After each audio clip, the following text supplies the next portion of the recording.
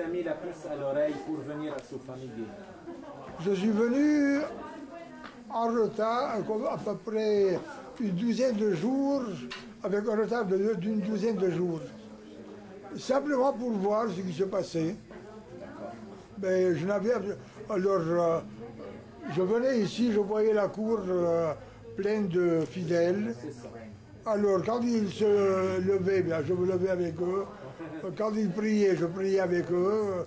Quand ils chantaient, j'essayais de chanter avec eux parce que... Mais qu'est-ce qui vous a convaincu de la véracité du phénomène? Ah, ce qui m'a convaincu, je n'ai pas été convaincu du premier coup, hein. Non. Non. Je suis venu vers au mois de décembre, quelques jours avant la première apparition. La première apparition avait eu lieu le 15 décembre. Moi, j'étais venu quelques jours avant. Alors, à un moment donné, dehors, on me parlait d'apparition. Non, plutôt c'est moi qui leur ai parlé d'apparition. Je leur ai dit, est-ce qu'il y a eu des apparitions? Ils m'ont dit non. La première fois, la première réponse qu'ils m'ont donnée était peut-être vraie. Mais la deuxième était fausse. C'est-à-dire qu'il y avait eu déjà 2 apparitions et le père Zahlaoui avait donné le mot d'ordre de se taire. Voyez-vous? Alors j'ai demandé est-ce qu'il y a eu des apparitions? Ils m'ont dit non. Il y a quelque chose alors. Après, quand ils m'ont... Alors je dis il y a quelque chose qui manque. C'est ça. Il y a quelque chose qui manque, pas parce que de l'huile toute seule, ben, évidemment, ça pose des problèmes. Mais au point de vue scientifique, n'est-ce pas, qu'une petite feuille de papier comme ça donne des centaines de grammes d'huile, au point de vue scientifique, ça pose des questions. Mais l'interprétation du phénomène lui-même est très difficile.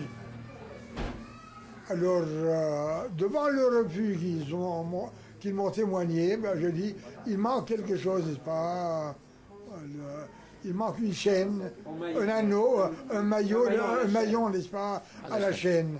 Il manque quelque chose. Ensuite, ce n'est qu'à la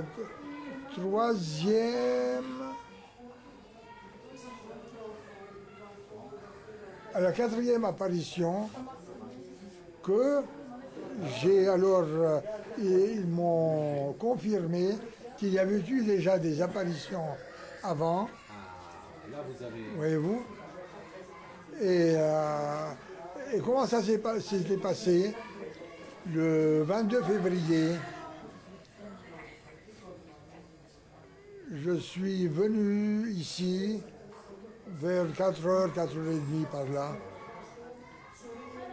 En entrant par la porte, j'ai entendu des éclats de voix dans au salon, là où nous sommes. Je me suis dit, comme je ne connaissais pas encore suffisamment la famille, je me suis dit, ils ont un problème familial à résoudre. Inutile d'entrer. Laissons-les tranquilles. Alors je suis allé m'installer sur le canapé qui est à gauche, là, côté gauche. Et j'ai placé devant moi la table. Et il y avait une boîte en laiton, une boîte ronde en laiton, dans laquelle je mettais du coton quand je n'avais plus d'huile. Et à plusieurs reprises, je mettais du coton, je mettais la médaille miraculeuse par-dessus le coton. Et je fermais la boîte en mettant un signe pour savoir si quelqu'un a ouvert la boîte ou non. Et je me plaçais la boîte à côté de la Vierge. À ce moment-là, il y avait des étagères.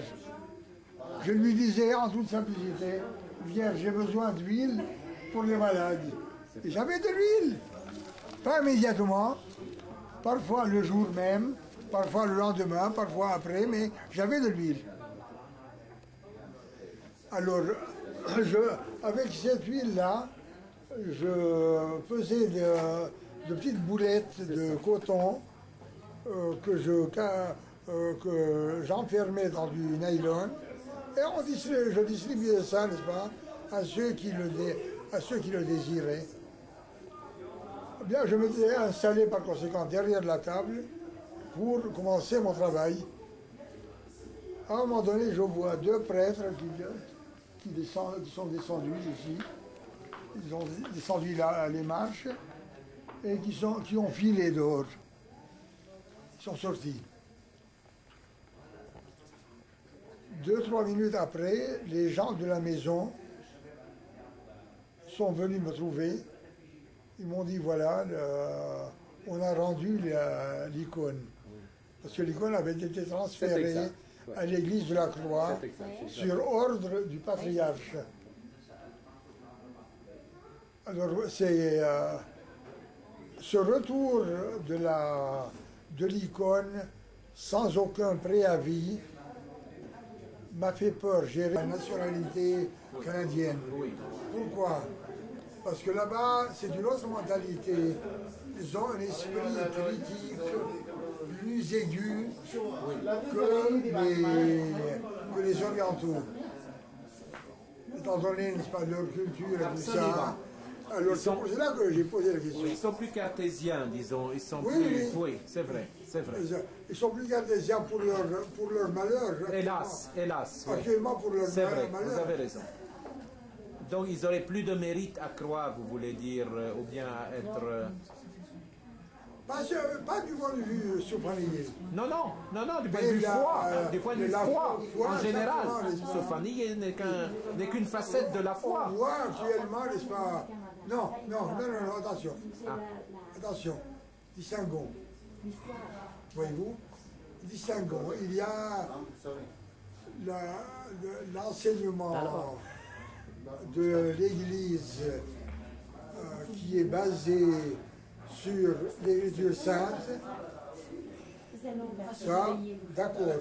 Maintenant, les révélations privées sont en marge.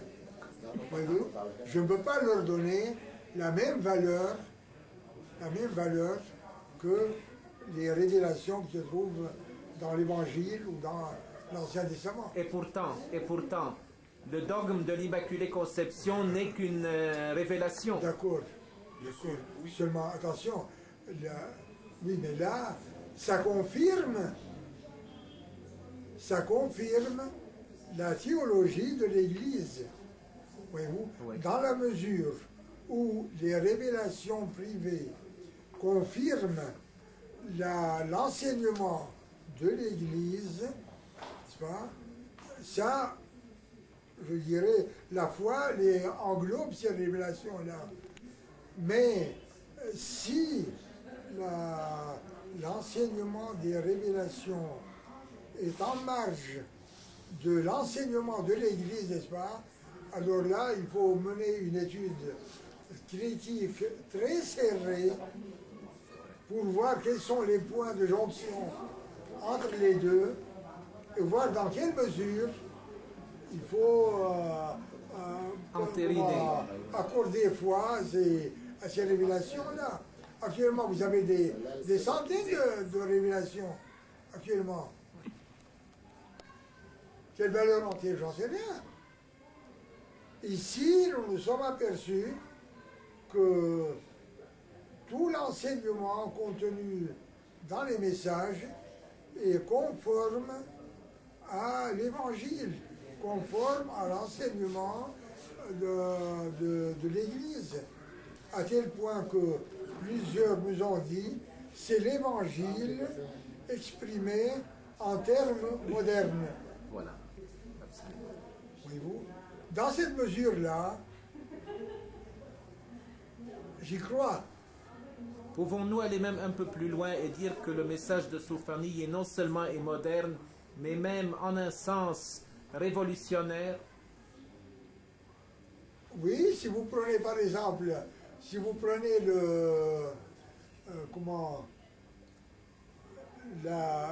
la demande, l'insistance avec laquelle la Vierge et le Christ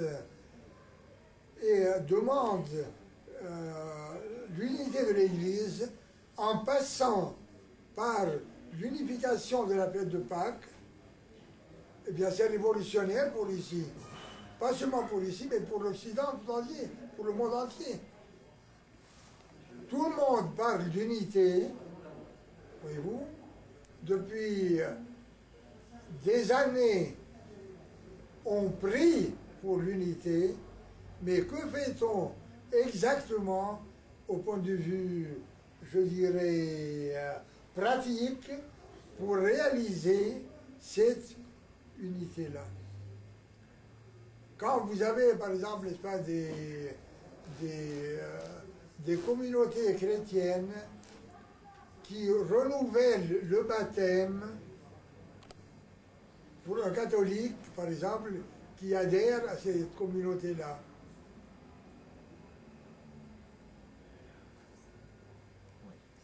J'irai même un peu plus C'est loin. à se demander, n'est-ce pas, si réellement les chrétiens, tous les chrétiens de tous les rites, de toutes les communautés, croient réellement à l'Évangile. Quand vous parlez du renouvellement du baptême, vous voulez dire quoi? Pardon? Le renouvellement du baptême, vous voulez dire quoi? Ils renouvellent le baptême. Born again. C'est ça. Moi, je suis catholique, n'est-ce pas? Bon, je veux adhérer à votre communauté. Je veux quitter le catholicisme pour adhérer à votre communauté. Alors vous exigez que je sois rebaptisé. C'est ça. Mon révérend Père, quand vous parlez que vous acceptez en un sens que ce message est révolutionnaire, est-ce que nous pourrions même aller plus loin et quand le Christ demande même de passer outre une certaine hiérarchie, pourrions-nous même interpréter ça comme un message de rébellion au sens noble du terme? Vous voyez, il y a rébellion et rébellion. Rébellion dans le cadre de l'Église, n'est-ce pas? C'est-à-dire en respectant la hiérarchie, quelle qu'elle soit, voyez-vous. Là, ben, le Christ lui-même a été un révolutionnaire par rapport... mais rébellion contre l'Église, non. Non. Nous pouvons exposer notre point de vue. Nous pouvons défendre notre point de vue, même s'il n'est pas accepté par l'ensemble de la hiérarchie ou bien par une partie de la hiérarchie. Nous avons le droit de le faire. L'Église le permet. Quant à prendre le contre-pied des enseignements de l'Église et tout ça pour affirmer la véracité de tel ou tel message, ça, non. Ça, ce n'est pas acceptable. Mais... Parce que le Christ a institué une Église et nous faisons partie de cette Église-là. Le Christ n'a pas institué des rites.